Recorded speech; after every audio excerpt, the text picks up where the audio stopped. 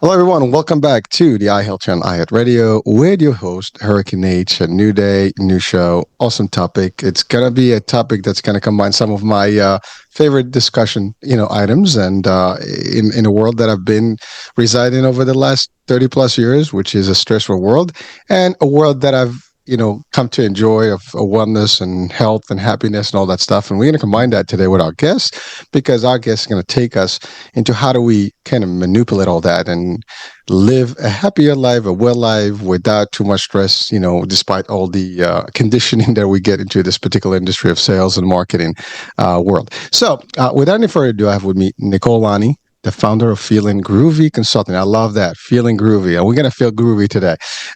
Nicole, welcome to the show. Thank you so much for having me on, Hurricane. I'm super excited to be here. So thank you so much. Well, it's a pleasure. And again, as stated, I mean, I come from sales, and I believe you have also, a background in wellness and stuff, and kind of and marketing, and so you can combine all this stuff in the work you do. But so we want to go back to the roots here. I mean, sales, marketing, very heavy duty work. I mean, a lot of people cannot really thrive well in that space because it's very stressful. We see it. I mean, we can go to the movies. Whenever you see marketing agencies, they go nuts. I mean, they're working like 24/7. They don't sleep. I mean, it's just too stressful. You talk about sales, the pressure of goals, targets, quotas, and all this stuff, and quarterly this and the other, and it's just too hyper, right? And there's also the pressures of presenting and being out there and cold calling and soliciting. I mean, it's a lot of stuff. It's definitely a very brutal world if you don't know how to operate with it, right? And so let's talk about your journey and your background first, and then we can ease in rather into this whole discussion of wellness marketing and how we can help it out, and the folks that are out there. So if you are a professional out there, and by the way, even if you're not in the sales and marketing world, I think just kind of affect everybody because if you're working somewhere, you probably are getting stressful somehow, right? So we'll talk about all that. So Nicole, let's hit it with your background. What got you into the journey? Oh my goodness.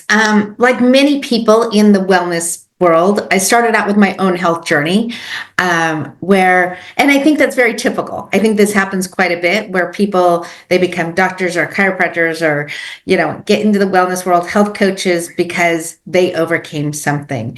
And so I actually, in 2001, I moved into this cute little house in California, didn't know a soul in California, my husband and my two kids and I.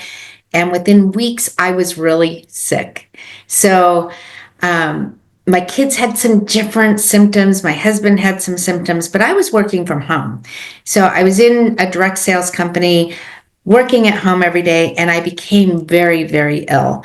And they couldn't figure out exactly what was wrong with me. Fast forward, took 7 months to figure it out, but I had toxic mold growing in my lungs. So, which is very unusual. And I had a bronchoscopy. They were trying to get this mold out of my lungs. Second bronchoscopy, trying to get the mold out. Third bronchoscopy, and I went into a coma and did not wake up for 4.5 months. So, yeah, the look on your face says it all. Absolutely, I didn't expect that. I'm sorry. I know. You just went 1, 2, 3, and then poof. I mean, out. I mean, literally, cold. Cold 4 months. Oh boy. 4 months. Well, we're glad that you're here. That's a good news. I'm so grateful I came back to the world. And so, people ask me all the time, what was it like being in a coma? There's interesting questions that you get, right? I wonder. I had a fabulous doctor. And this doctor, when I did wake up, first of all, people were surprised. The longer you're in a coma, the less of a chance you have of waking up. So they were a little surprised when I decided to re-enter this world. And I asked my doctor, like, literally, what do I need to do to live? What does that look like? I had young teenagers at home. I had a family. I knew my life wasn't over here on this planet yet. So what do I need to do to live? And his response at being a doctor was quite remarkable to me. And it left a big footprint in my life. And there's not a day that doesn't go by that I don't remember the words that he said to me. So he literally said, yes. The first thing you need is whatever your faith is, He says, whether you pray to God, Jesus, a rock, a cat, I don't care. He says, but whatever your faith is, I need you to magnify that by 10. And when you've done that, I need you to magnify it by 1,000, because you have to believe that you are going to get better. That's the first thing.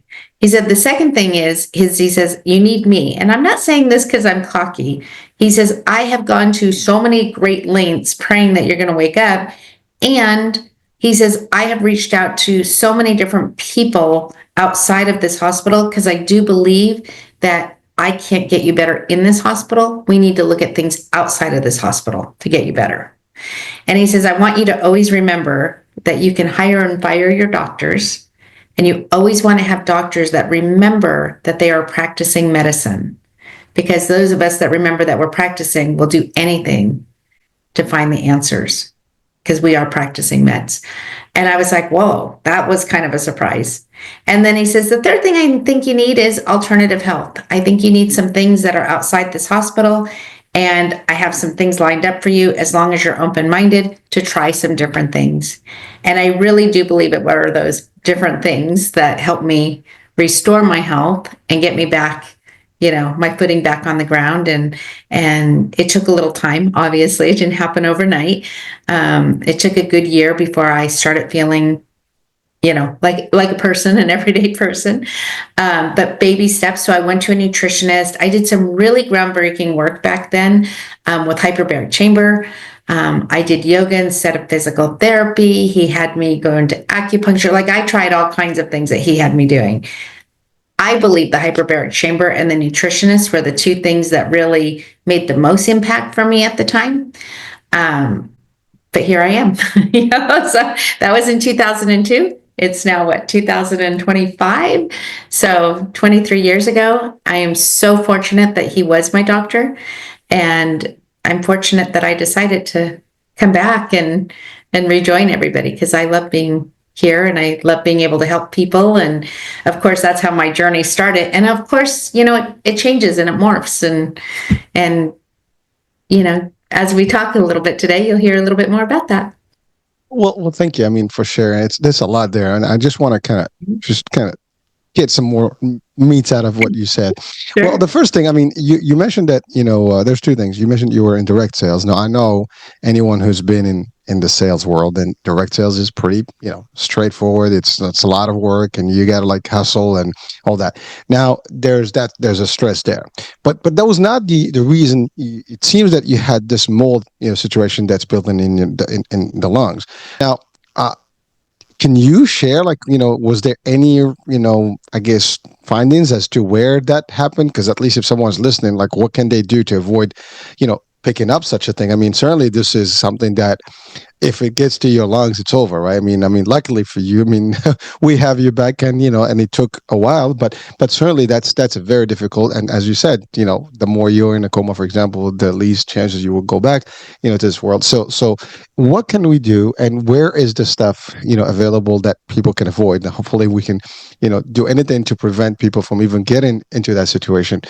Just based on your, I guess, experience and what the doctors have said, where could you possibly have received that, or picked it up, and how do we avoid that? Well, that's a great question. So when I was going to this doctor, I had moved from Vegas, which was a very hot, dry environment, and moved to California, where there's a lot more moisture. And so the physician's assistant at my doctor's office had finally asked me, she's like, wait, your kids, because I'd been taking my kids to a pediatrician with some of their symptoms.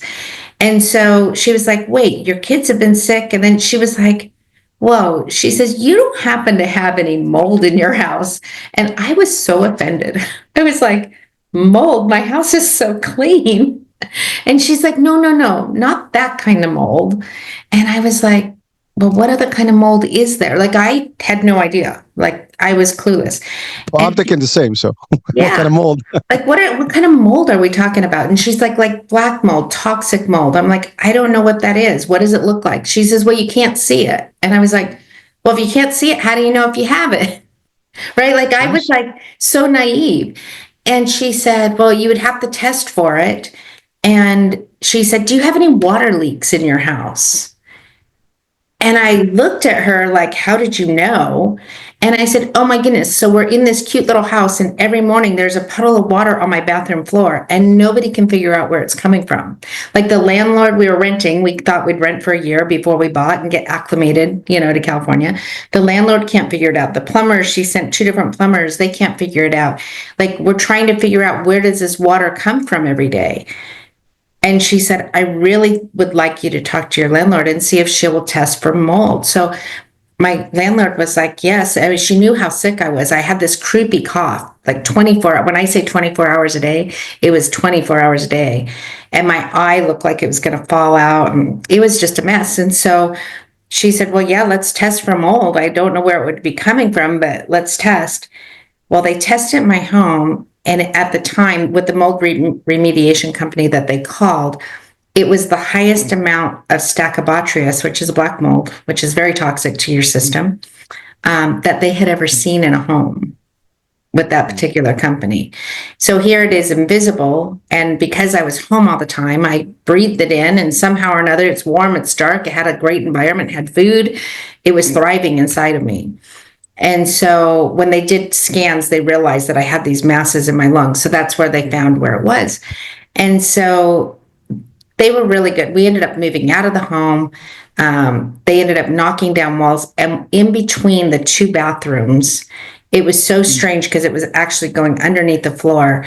When they took down those walls, they had to wear those hazmat suits. And there was this black mold that was like throughout the walls. That had been this leak. It was a small leak that had been going for apparently a very long time, and it would surface underneath my floor. And the floor was porous enough that it was coming up through the floor. So it really wasn't leaking out of the wall. So it was of no fault of the landlord. I mean, she felt terrible. Her insurance company got involved in all of that, but we did have to move out of the home.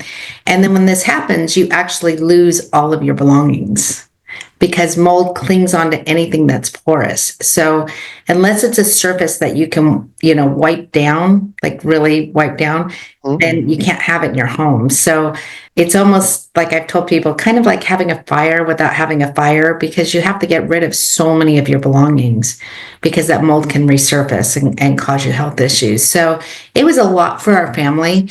But thank goodness that physician's assistant was smart enough to go, hey, wait, do you have water leaks? Is there something going on? Is there, she really kind of put those pieces of the puzzle together. And of course, the internet was still, in 2001 was still 2002 was still fairly new. So I'm trying to Google and go into message boards, and I'm finding out that people were like getting really sick from mold. I just never lived in a place where you heard of such a thing. So when you live in like Florida, California, some of those places where there's moisture, mold can definitely happen, especially like in hurricane areas. I found out in places like that where they come in and all the water goes into your home, and they have to do all that, get all the water out of your homes. They can become very toxic, and we just don't know, because you can't see it. You can't really smell it. You can't see it. It's airborne.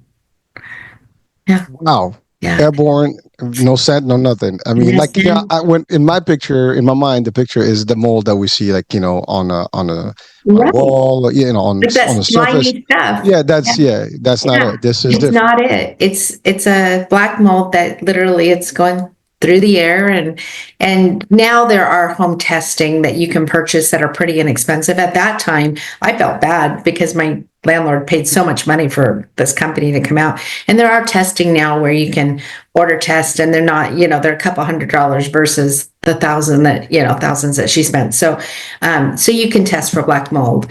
So a lot of things have happened over 20 years where people can find out, where then it was still kind of like this, kind of a guessing game, really.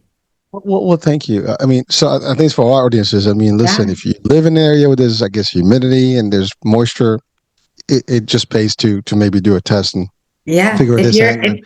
If you're having weird symptoms that just aren't going away, like chronic headaches, coughs, rashes that are surfacing that, come and go, those are some signs that maybe, brain fog. Oh my goodness, I couldn't remember where I put my pen, not alone a set of car keys. Like, like the brain fog was terrible. So just curiosity. I mean, if you go to a doctor on your regular checkups, right? I mean, wouldn't they be or do the blood work? Wouldn't that be something that can be Not detected or often. no, Not not often? often. So it can go years before you It even can go know. undetected for years. Yeah. All Yeah. right. Well, I mean, folks, I mean, you might want to ask your doctors, hey, do me a favor, double check this because you never know. I guess I'm going to have to do that myself. I mean, Well, if I, you're not having symptoms, weird symptoms, you probably haven't had mold exposure. Most people, our bodies do know how to fight off funguses and bacteria and viruses. And so I think most people, probably fight off the minor things. But if it's an issue in your house, if you've had some water leaks or you've had some unexplained health issues, ask your doctor. There are things that they can do to test. Listen, early detection, right? I mean, that's Yeah. stuff for everything else. I mean, that's the prevention, that you need to have. Well, so thank you for sharing because that's pretty interesting. It's just a story, and then the journey that goes. I mean, you go in for these bronchoscopies, and then the next thing you know, you just go for 4 months. I mean, I think that's the most brutal thing. I mean, you mentioned kids. That means family. I mean, it's probably going to be just a number on them during those months and time. I mean, it's everything. Your job, everything is kind of like. I mean, I can just. It's disastrous. And anyone that's been going through any health concerns or issues in their family, it is brutal and it's not easy. I mean, no matter how you plan, these things cannot be it's just hard to navigate, and certainly you'll get through it eventually. We prevail, but it's not that easy. I mean, it's easier said than done. I mean, right now you're sitting here 22 years 23 years later, it's a lot easier to talk about it, but I'm sure that first year. And then the road to recovery, which you had, post that, I mean, that's a journey on its own. And I'd like to just spend a couple of moments on that because you mentioned a couple of things there like nutrition and acupuncture. These are things that are almost old school stuff. I mean, nutrition, it's always been around, and the right nutrition will help the right body, and that's what we are talking about these days in the media and social media and Oh, all yeah. stuff. And certainly, acupuncture is an old art that is not forgotten. I mean, I think it's reviving in some areas. A lot of people are getting into this stuff, and it's helping. I mean, so that's the other thing. I mean, these are things, but I do want to.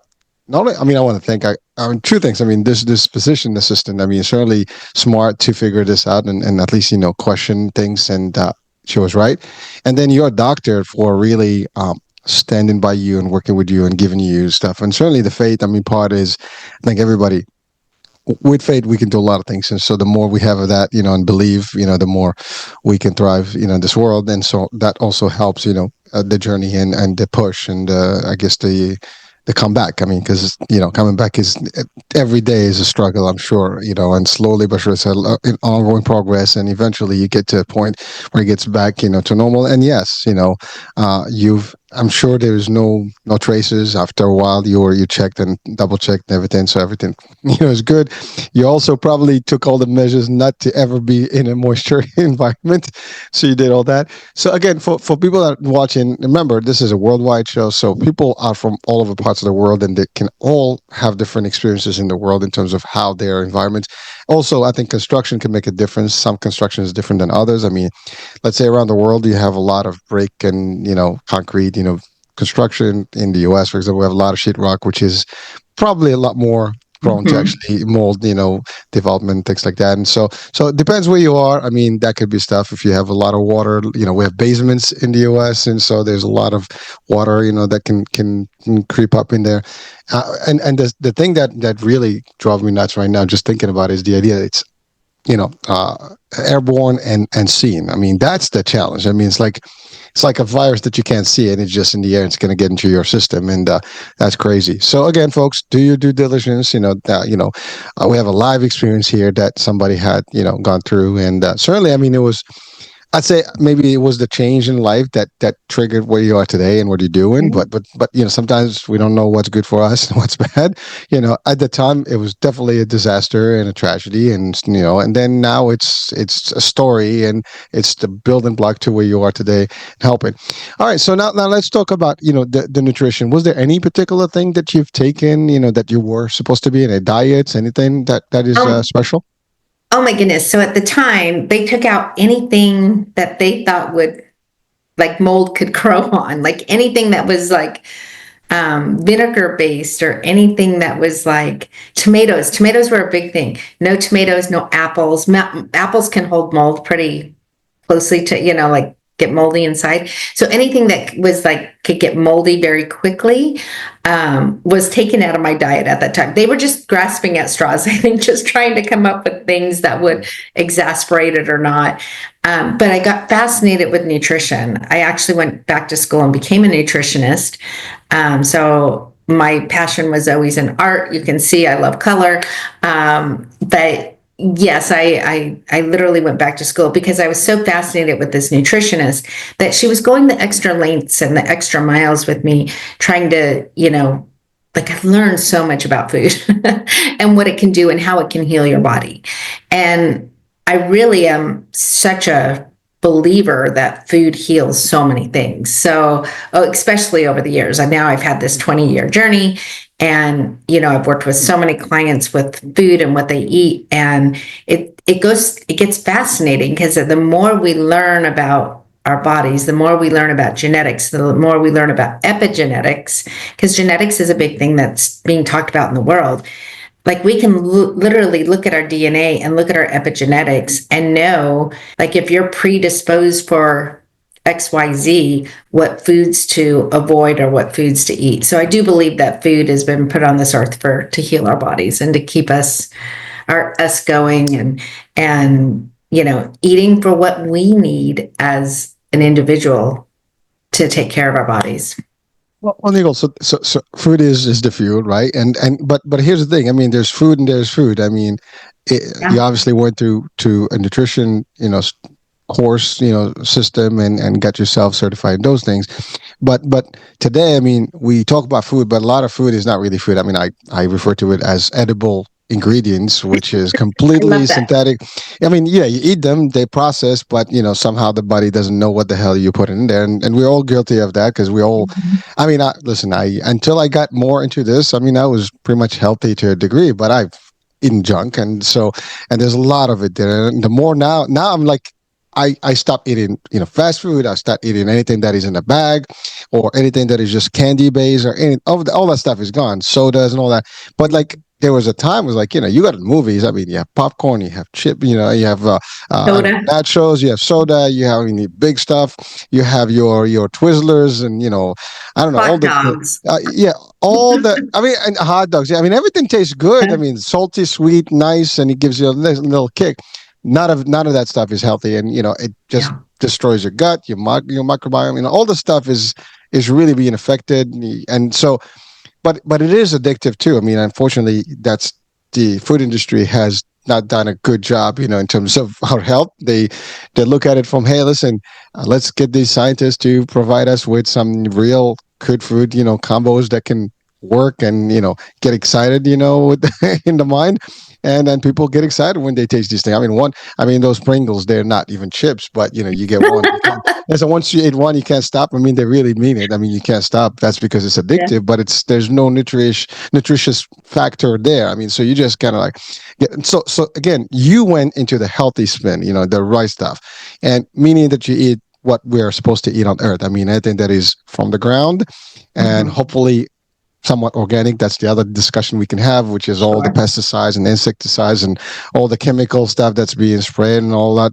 And we have a lot of that and also the floors, well, not the floors, the soils today are so depleted because literally like we used to have seasonal food. I mean, you eat it in the season, then, the ground kind of gets its own nutritious, minerals back and all the stuff. And then the next season you get the stuff. So you taste it, it tastes good. Now you don't even taste stuff. I mean, so it's become very difficult to really eat healthy. I mean, it's anything you want to add to that because I really like, this is not a nutrition show, but we're talking wellness overall, and this is definitely a piece of wellness.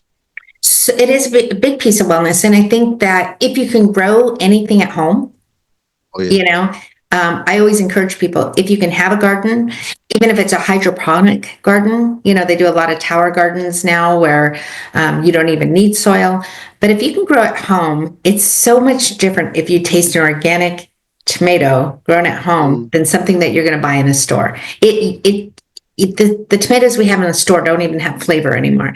And then you bite into a real tomato and the flavor is just bursting with flavors. So, I think that if you can, and I'm not saying we have to grow all of our food at home, it's impossible. But if you can have a small garden, that will start bringing some things, nutrition into your home and things that taste amazing. You'll be surprised at how good things taste than the things that you buy in the store. Of course, I'm that big component of buy organic anytime that you can, absolutely buy organic if you're in the market. And we keep to a pretty strict diet in our home. And really it's what I call a microbiome diet is good meat, grass-fed organic meats, sustainable fish, obviously, things that are not farmed and mass produced, obviously, fresh vegetables, fresh fruit, and very little dairy. We don't have really dairy in our home. We have some hard cheeses. My husband is from Italy. If I took some of his cheese away, I don't know what he would do. And the other thing is like when we buy pasta, people are like, do you eat pasta? I don't eat a lot of gluten, but if we do eat pasta, matter of fact, he's making very Italian lasagna tonight.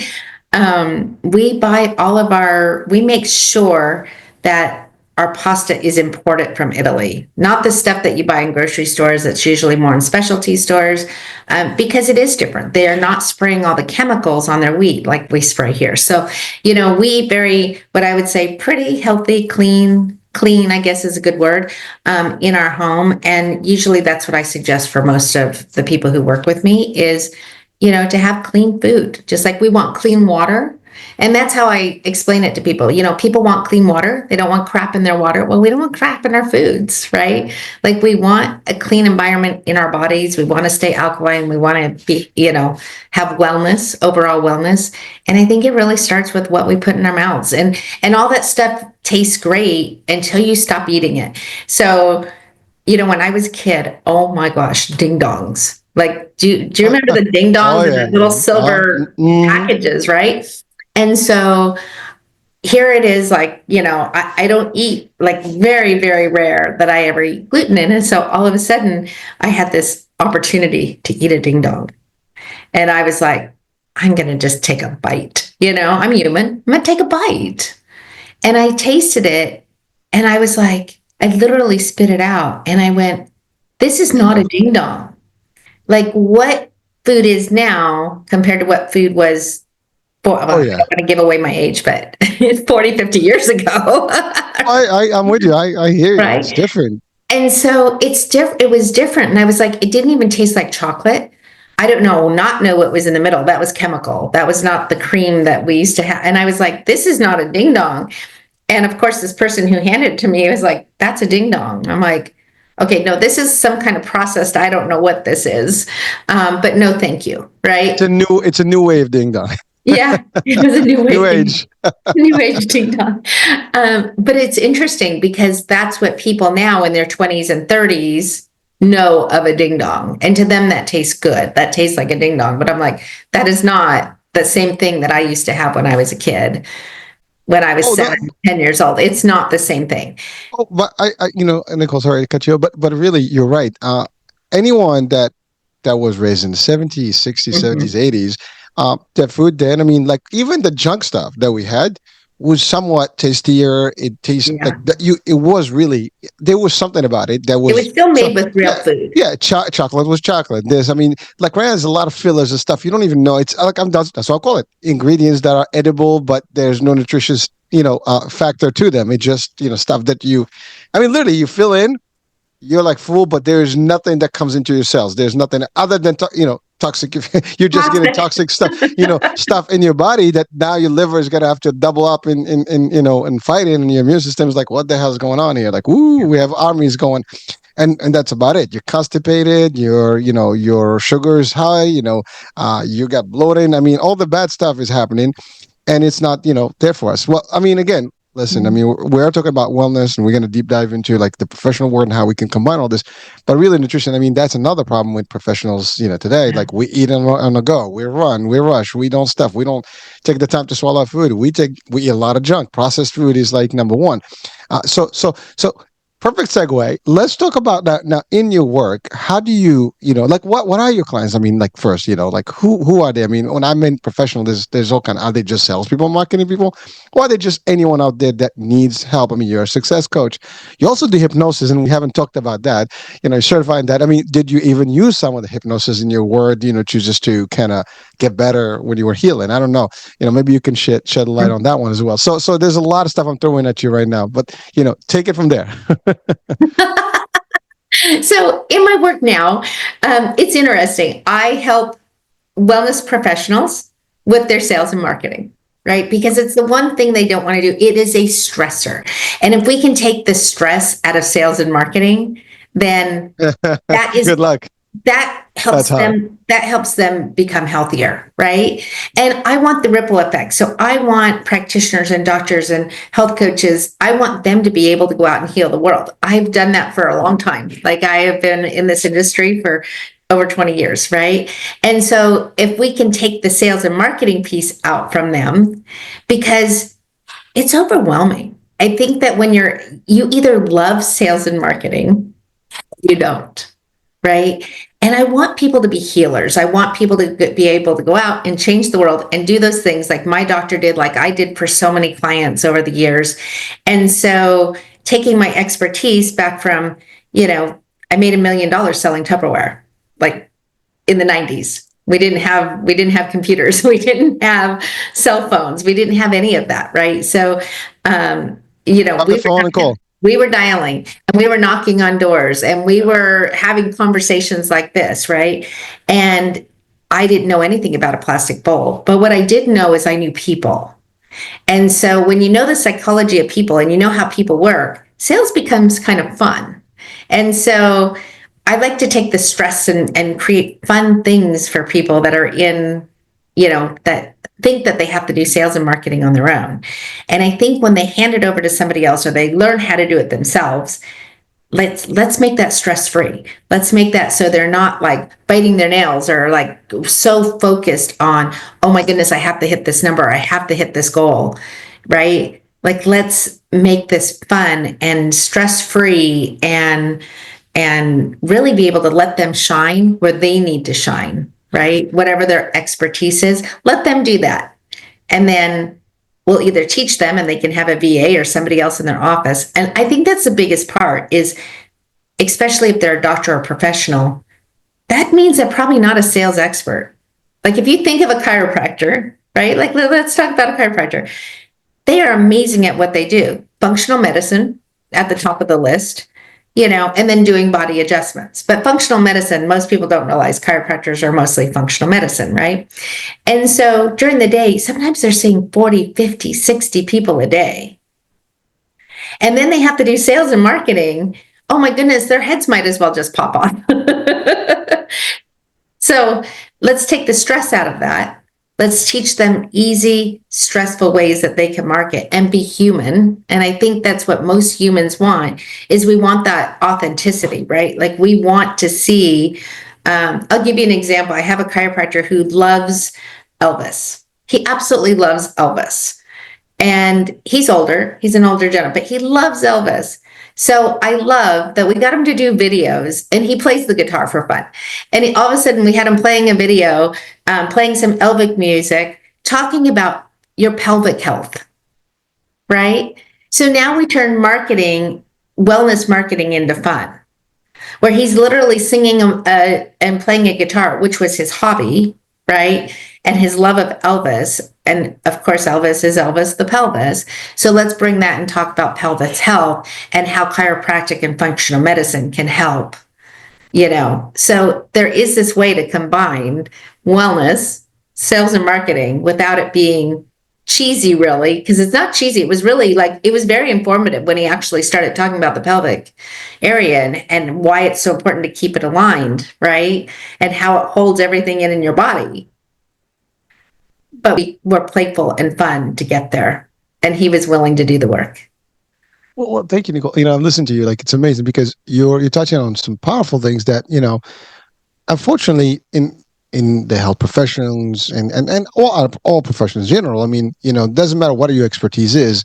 We have almost come into the world where you have to not only do what you know, but you have to also be a salesperson and a marketer to your own product and stuff. Now, some people can generate enough revenue to hire agencies and stuff like that, but a lot of people do it on their own, and so that is like an added job, and it's not easy, and it's really stressful because you don't have, you need the clients, you get this, especially someone that's just beginning a business, for example. They're just starting out of school and now they're starting their own practice. I mean, like, what do? We need the clients, we need the patients, we need this.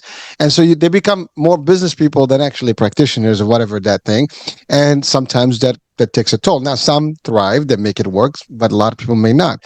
Your work comes in and kind of like, hey, let's combine all that. Let's work on a formula that's going to do this while you can still enjoy the practice that you're doing and make it fun. I mean, I love this Elvis thing, and you're right. It can be done. I mean, you've been doing this and maintain their own health. And I think that's Oh, something yeah. that, it's kind of like the electrician who has the burnt out light bulb. We don't want the chiropractor or the doctor we don't want them burnt out. We don't want them so stressed that we feel their energy as well. Like, we want them to be able to help their patients, and I want to be able to help them. And I think doing even some things like just breathing. Like, I talk to so many people in the wellness profession that forget to breathe, right?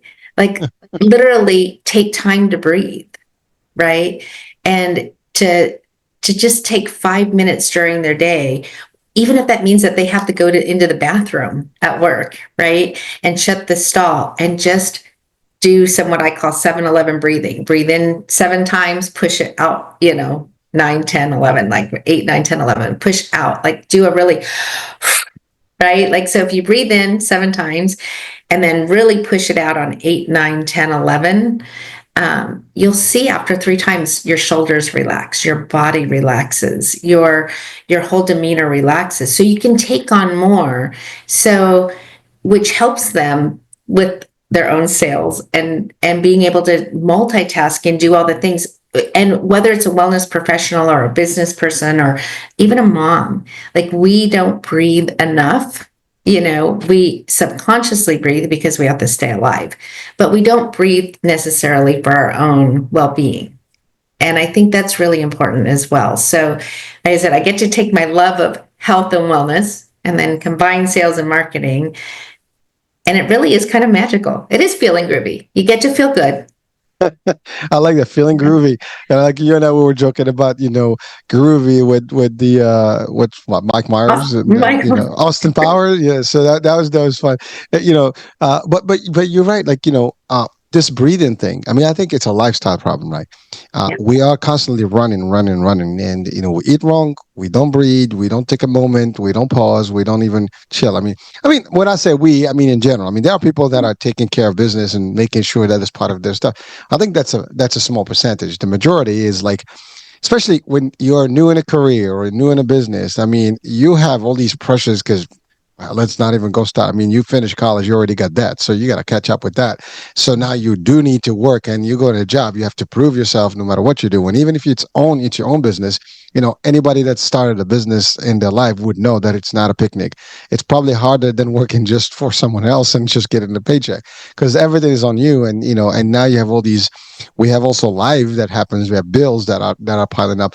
And I think this is more of a, like I would say not a Western. I mean, we even in the Western world we have different levels because I mean us in the US, for example, in Canada versus Europe, and it's a whole different world of living. I mean, they live. You mentioned about food in Italy and how they do it. Even their lifestyle is different. I mean, these people they take the time, they walk around, they have more vacation time, they have more time to take a break between work hours. I mean, in Spain, you get a couple hours of siesta time. That's mandatory. Like if you hit Spain in the mid at 2 o'clock in the afternoon, you're gonna be like, "What the hell happened? Where's everybody?" I mean, literally, they'd be like, probably, like this happened to me. We were in Spain and we had a rental car, booked. We got there and we couldn't get the car because we had to wait until the agency opened. Because so we had to find a place that's open. We to just grab a bite until then. So I mean, and I'm like, wow, and these people are living, and we don't. I mean, like we work in again, we meet, we eat. I mean, like people are just grabbing 5 minutes, 10 minutes bites, or they just delay the food until later, at night, and it's not healthy, and because they're hungry, they just eat everything. So between that, now I did hear about Box breeding, I have never heard about 7-Eleven breeding. That's a whole new concept for me. At least I don't know if someone in the audience have heard about. But again, there's a lot of modalities and they all work. The key here is we need to know, and you're touching on all the heavy stuff, and I love the flavor of combining all this and making it fun. And so, and because you understand it from the world of business and all that, and then you've added all these things, and you make it pleasurable, make it fun and groovy. So that's the point.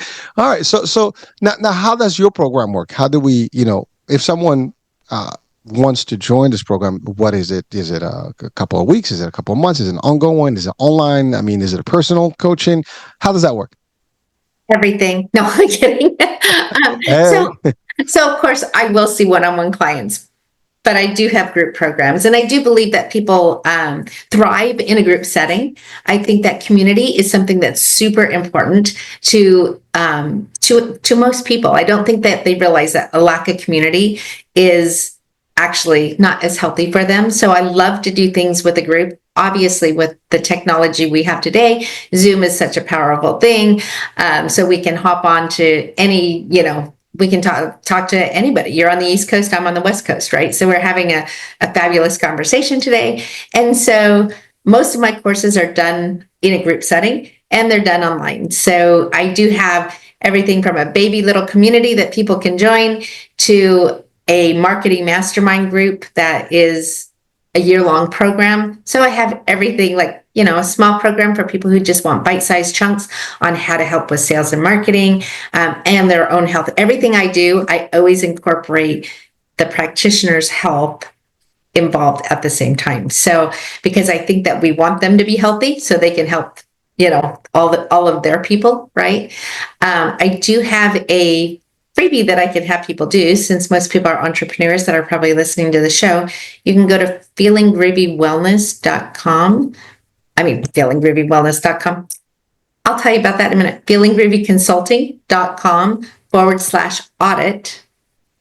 And it will give them a quiz of like how healthy is their business and how healthy is their marketing.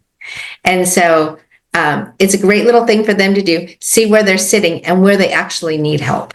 So do they need help personally? Do they need help with business? It's a great little quiz. So they can go to feelinggroovyconsulting.com/audit. It is on the website. So if they go to the website, they can certainly And get they the can do quiz. that So too. it's good. Yeah. Now, people have small businesses, they scale business. How is that impactful in their health?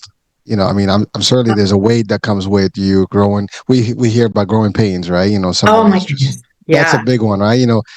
People grow so fast. I mean, again, we've seen these things even with social media. You become viral overnight, and like, oops, how do I match all this and the pressures and stuff, and it gets overwhelming. And that's all marketing. I mean, social media is social media. Like, no matter what, if you have your face in a TikTok or an Instagram, you are kind of like marketing yourself somehow, right? So in today's, I mean, you certainly worked over the last couple of decades in this world. Now it shifts. There's a big shift now from how it was like standard marketing, traditional ways to like digital marketing and social media. How did you kind of transit that, and how do you adapt to that with the new the new generation, if you want to call it that way? Right. Well, I love staying on top of things. I love staying on top of the trends. I just went to one of the biggest social media marketing events in the world this past week. So I love staying on top of it. And some of my kids are so funny because my kids are a little older, and they're like, "Mom, we think you know more about social media than I do." And I'm like, "Well, yeah, that's what I That's do my every work. day." Right.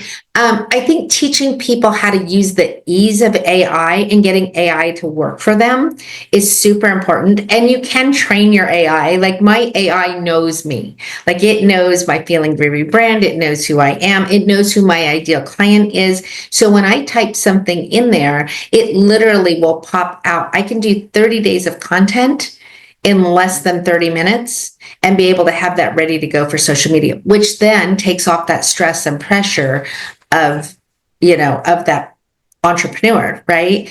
And so I think if you learn the some of the tricks and trends that are happening with AI, and you're not afraid of it and you're open-minded, you can realize how powerful that is for your business. And I also think that knowing what platforms are really like, where does your ideal client live? Are they on X or are they on Pinterest? Right? Like, those are two totally different social medias. Are they on LinkedIn? Are they is your perfect client, are they on LinkedIn? Are they a complete, you know, business person where they're going to be on LinkedIn or they're going to be on X? Or if their stay-at-home mom is your ideal client, more than likely they're on Instagram or TikTok, right? So it's knowing where your client lives as well is where you should spend your time, because there's nothing worse than when I see, especially a wellness practitioner, they're like, I need to post on here and I need to do this one and I don't know if I should be doing a live or should I be posting. They're like pulling their hair out and I'm like, take a breath, let's breathe, right? And let's really talk about where is your ideal client, because if you know who your client is, then we can tell you what platforms they're on, because you don't have to be on every platform. It's just like having a podcast, right? Like, going on podcasts are fantastic. And I teach people that all the time. Being on a podcast is fantastic. You get your word out. You can go out on podcasts with 100,000 listeners, but if they're talking about cooking and you're talking about accounting, it doesn't matter if there's 100,000 people on there, right? You're better off being on a podcast with 10,000 people listening that are people who want to know about health or wellness or, whatever it is that they're doing. So there's a time and place for every kind of avenue of marketing. We just have to identify who your ideal client is and where are they? And then let's go find them, because that makes life easier too. When you're marketing to everybody, you're really not getting everything done. Well, I've listened to it. It's still the basics. I mean, you need to target the right audience. You need to know who your clients are and how you're going to proceed with them, and you do it. But also, you've touched on a very powerful point of you said it well. Yeah, I keep up with everything, and updated with all the stuff. And you've adopted AI, and there is a problem. There's a resistance to AI. I mean, I hear that I had a call yesterday with a professor in a university, and the professor was very open about AI. As a matter of fact, that person was actually pushing, like, hey, students, you can use more AI. But we hear a lot of the opposite, like, oh, don't use AI, it's frowned upon and blah blah. It's not cheating. It's funny because all AI is not going to give you something unless you know what to ask it, first of all. And to ask the right question and give it the right prompts, you need to know exactly what you want for it to give it that. And you got to tweak it. And so it's, instead of you typing it like 10,000 times to figure out, you can give this prompt and then tweak this, tweak that, and it helps. I mean, as you said, it's a tool. It's like we had PowerPoint back in the days. Now you have AI that does it for you. You can actually have it code that PowerPoint for you if you want. We just have to get with the times. And I think and I love what you said. And by the way, you're talking about social media. I mean, there are doctors and professionals that are thriving in social media. I mean, I had the pleasure of, I don't know if you've ever, watched Dr. Miami. I've had the pleasure to have him as a guest on an interview. I mean, that guy is live. Folks, if you're watching this show or listening, do check out Dr. Miami on TikTok and social media. He is hilarious. I mean, the stuff he does with his team is fun. And he's really, there's aesthetic and cosmetic, surgeries and stuff, but really he is in there. So he's adapted to the world. I mean, there's, I have a guest coming on board, next week, Dr. Tanya Elliott, and she is also heavy on social media.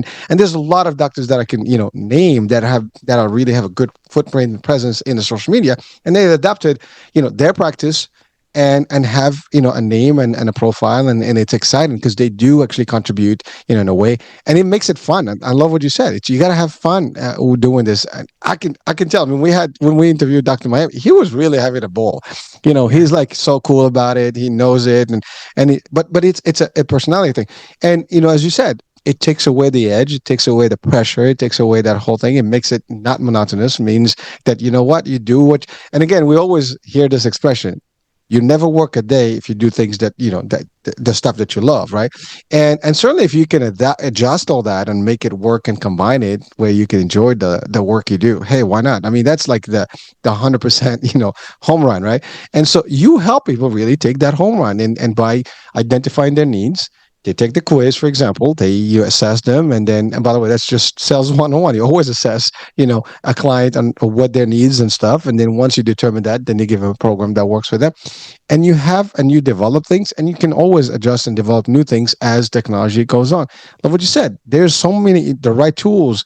You can, I mean, like my AI does know me as well. It knows my brand. If I tell her I need this, it will actually spit it with my color code, my fonts, my this, my that, my spin, my taglines, everything. It knows me. I've adopted the AI. I love it. I mean, it's a partner. As a matter of fact, literally, it's a joke. I mean, we have an actual. She's like, you're the visionary. I'm your tech. I got you. Like, you're my teammate. It's like, yeah.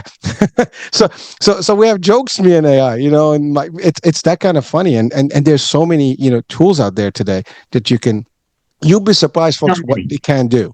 It's amazing. And this is just the beginning. It's just starting. I mean, eventually you'll have it do it all. I mean, and by the way, there's nothing wrong with that. It's just going to cut the workload down.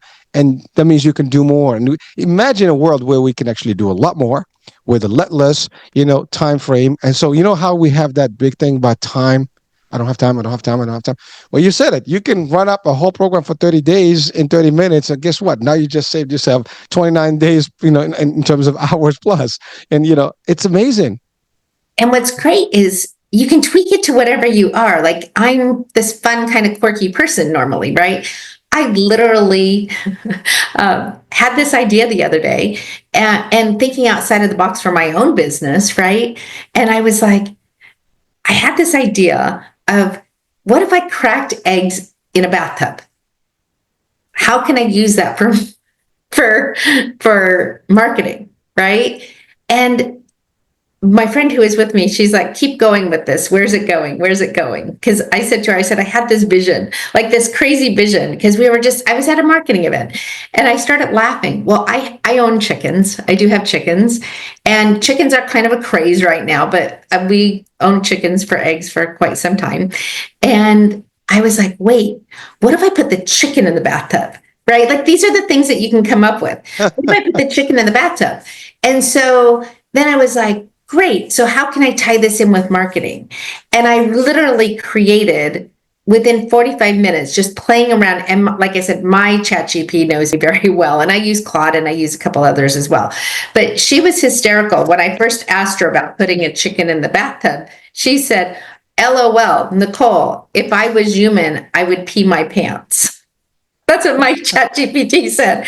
But this is brilliant marketing, and this is a brilliant real estate space for marketing because it's a pattern interruption, right? Like, nobody expects to see somebody cracking eggs in a bathtub or putting a chicken in a bathtub, right? So you can have fun. Like, you definitely can have fun with doing some of your things. So before this podcast interview today, I literally had one of my chickens in the bathtub, and we were checking on lighting because I'm going to run with it. Like, there's chicken words of wisdom of how you can do marketing. Like, what the cluck is your niche, and niching things down. So there's so much fun things that you can do. And of course, most people aren't going to do chicken marketing. But for me, I wanted something fun, something quirky, something outside of the box, something that will make you laugh, right? And have fun with it. I can't wait to see where this campaign goes. But if you're on Facebook or Instagram or LinkedIn and you happen to see some crazy chicken videos, which has to do with wellness marketing, you'll know it's me, right? Well, it's its signature, right? And again, you said the word thinking out of the box. I mean, I personally don't believe there's a box. So, if you remove the box, you're all over the place, which means the landscape is yours, right? But really, it's the idea of being creative. So what's the worst that can happen? You test it out, it doesn't work, you change it, you do something else, so on and so forth. But that's the thing. Like, again, everything is about change and time. I mean, there's no, there's adapt. You have to be a chameleon in a way. You have to be able to adjust to any environment at all times. Otherwise, you're a dinosaur and you're just going to be expired and prehistoric and extinct. That's all there is. So and again, wellness is also progressive. We have things that we have today we never had before. We're dealing with different types of illnesses and problems that we didn't have, 100 years ago. People were different. Their lifestyle was different. Maybe they have hygiene, they have other problems, limitations, access, whatever. And now we don't have that, but we have different problems, and the next generation is going to have different problems, and so on and so forth. We get into the world of meta and virtual worlds, right? And that can be a whole different world as well. So everybody's different, but adjusting, adapting makes a difference, and you're doing that. Now, is there an ideal client, that you target, or as you said, any healthcare professional or any other professional that wants just to kind of ease up? My favorite is anybody in the wellness world, whatever that looks like, right? So that could be a health coach, that could be a massage therapist, that could be a chiropractor, that could be a doctor, right? Like anybody that really, that's my ideal client. Of course, I can help anybody who is in other professions because business is still business. But the wellness world is really where I love to live because I really want to see people get healthy. And so that really is, Well, I want to say something. It's amazing because the wellness world or the healthcare system kind of helped you in a way when you went through your own personal life, right? And you know how that's stressful, and now you're giving back to the professionals of this particular world. And by the way, it's a huge world. I mean, there's so many. I mean, and we have fitness coaches, business, health coaches. We have, to your point, chiropractors, PT folks. We have experts in all this stuff that's happening. Mental health professionals, and we have doctors and nurses. I mean, there's all kind of spectrum of people that are in this world. There's a huge, and healthcare is big. And by the way, and that's the other thing. It's not just in the U.S. Everywhere. You're online, which means basically the world is your oyster. I mean, you're all over the place, and that's the other thing. Different modalities, different concepts, and people are always seeking like what's new, what's hot, what's happening. You have what's new, what's hot, what's happening, and you're making it work. And really, again, you don't hear a lot of a specialized wellness coach and for wellness people, and maybe that's your little check mark that is not with the others. And that's the thing. Like, how can I be different? You are. I mean, again, spoken as a good marketing person, you found a way to have your own little signature, and that's all there is. And when I said little, it's not that little, but you know what I mean. Sure. In the world, everybody's got their own, and that's the thing, finding your way around all the competition. There's a lot of stuff, and by the way, there's plenty for everyone. And you're doing the work, you're out there, you're doing the podcast, you're doing this and the other, and you put in the word, and it's amazing because you're changing your lives. And by the way, you're not just changing the lives of these folks that are actually your clients, because if they're happy, they're operating, at optimum state level, guess what? They're going to deliver optimum results to their patients and clients. And therefore, you are almost helping thousands of people, if not millions, that we just by default, by just, injection. Because it's the ripple effect. It's the ripple effect. Exactly. It's just like, hey, you touch this, and then before you know it, you have a tsunami somewhere else. I mean, that's pretty cool stuff. I mean, just the idea, imagining the big picture here. It's just that huge. I mean, we're just about the hour here. You mentioned something earlier I didn't ask when you said you were in the chamber, the hyperbaric chamber, right? Yeah. Now, can you just give us a description about that, because you talked about oxygen and stuff. Is there a relationship to that? Because it came to mind. I kind of forgot that question in the discussion. Do you want to just go back to that one quickly before we go to the end of the show? Sure. What that experience was like? Oh my goodness. So I went into a tube, it was a soft tube, and it was the best experience ever. Like going in and breathing pure oxygen for an hour at a time. It is so amazing for your health. And now they've learned more and more about, HBOTs or hyperbaric chambers. Before they only used it for like people with the bends, right? That like divers and that type of thing. So when I was doing this, it was still such a rather new thing. And I would come out of this, like, first of all, you just feel so light and you feel good, and I could breathe. Like it was the first time in, over a year that I could literally breathe. But when you think about having that pure oxygen in your body and what it does for your skin and your longevity and your organs and, every cell in your body, and, your red blood count is now healthier because that's what carries oxygen around your body. And I can't say enough good things about being in a hyperbaric chamber.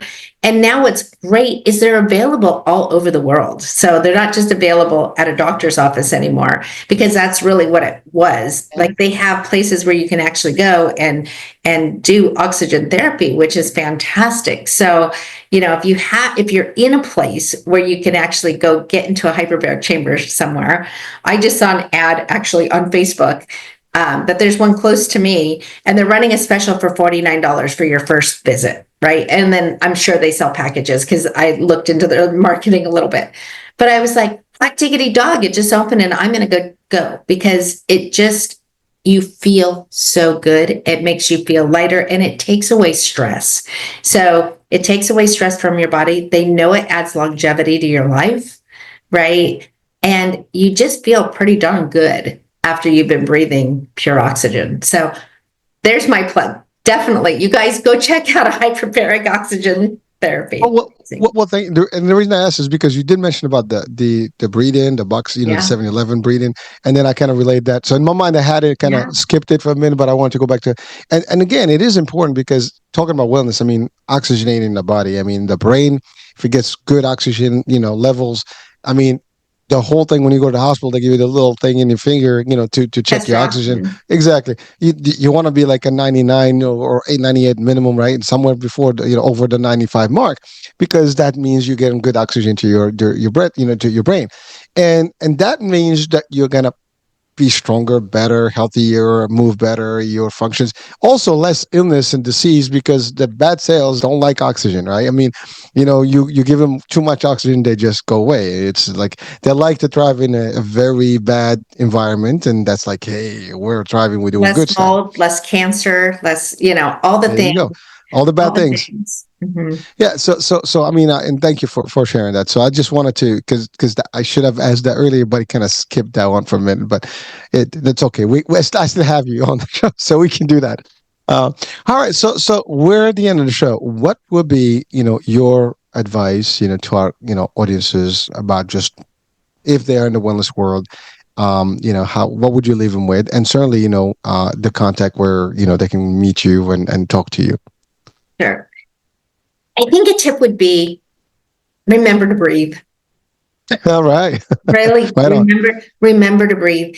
And as hectic as our world is, as stressful as marketing can be, as stressful it is at running your own business or helping other people, anybody who helps other people, we're putting that energy out to help other people. Well, we got to re-energize ourselves as well. And oftentimes, practitioners, wellness people, we forget to do that. So breathe, journal, have a morning routine, drink your favorite cup of coffee, drink a glass of water in the morning, the first thing you wake up, all those little things that we teach other people. Make sure that they're doing those for ourselves because oftentimes we forget. And we don't want to be, like I said, that electrician without a light bulb. We want to be healthy, energetic, and well. So the first thing is to take care of yourself. The second thing, if you have marketing issues and you think you have marketing issues, or you just don't know what to do, or you're like, where do I go? What do I do? What social media platform am I supposed to be on? Wait, how do I learn AI? Wait, this is scary. Whatever that is, or, oh, I'm rebranding, or what is a brand voice? What is an avatar? If you have those kind of questions, go to feelinggroovyconsulting.com. I'd love to connect with each and every one of you because that's what I love. I love to help you with all of those things, especially if you're in the wellness industry, because I want to see that ripple effect. So come with me, play, and feel groovy. Groovy. I love it. I mean, I don't know how you come up with that name. I don't know if Austin Powers did have powers on this one. It didn't on that one. I owned a wellness center for quite some time, and I was trying to name it. And here's the thing, folks, if you're out there and you're trying to name a business and you're coming up with all these names, you want to make sure, here's a good business tip. You want a .com. You don't want a .net. You don't want a .us or whatever. You want a .com because people naturally will type in .com, right? So you want a .com. So I was writing all these names down of what am I going to call this wellness center? And my brilliant husband, I got to give him credit for this. He said, Nicole, how do you want people to feel after they leave your center? Groovy.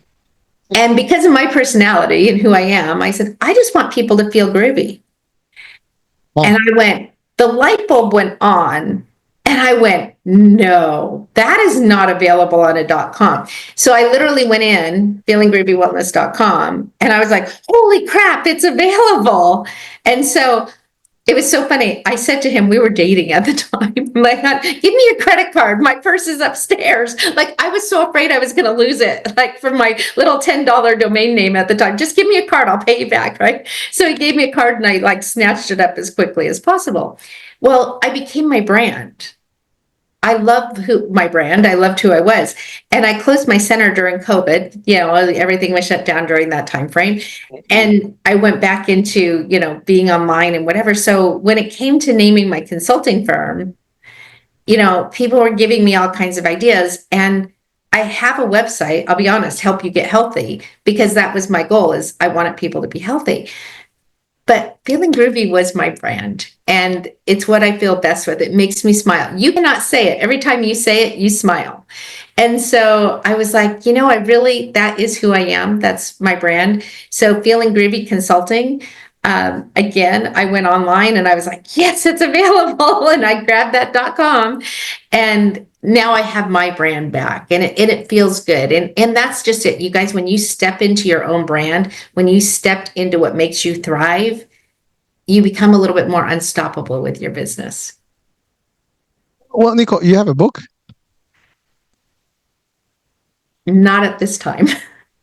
I've written quite a few books. They are off of Amazon at this time, but stay tuned. There is a new book coming. So I'm super excited about that. The reason, because I was looking at your website and there's a picture of you with a book. I thought that was your book, so I figured maybe I'll ask that question. But hey, listen, Nicole, it was so much fun, having you on, and we've touched on a lot of things, really. But the message is very clear. If you're in the wellness world, it is gonna get taxing, and so you need to find the assistance to get out of that and be groovy. And we have you and your work, and we have you as a resource. Again, we are a network for resources and information. So we give you the information, and also we attach that to a resource that you can literally connect with and help yourselves with. And so Nicole's available. Do feel free to check out the website. I'll have that in the description of the show. So please connect with her and take it to the next level. Again, if you're not sure, why not? Test it out and see what's going on. I think we all can use the help here and there. I mean, everyone, doesn't matter. No one can figure it out all. Even with AI, sometimes we need human, impact as well, because, maybe you'll get us guidance on how to do that. So folks, that's how it is. So that's it. Nicole, thank you so much for being with us today. It's been fun. Oh my goodness, it's been a ton of fun. Thank you so much for having me. You have been just an amazing host, and I really have loved being on your show. Oh, it's a pleasure and a fun honor and the whole nine. We had great time. So that's it, folks. It's a wrap for today. Stay tuned for another show, another guest, another topic. Bye for now. Hurricane Age.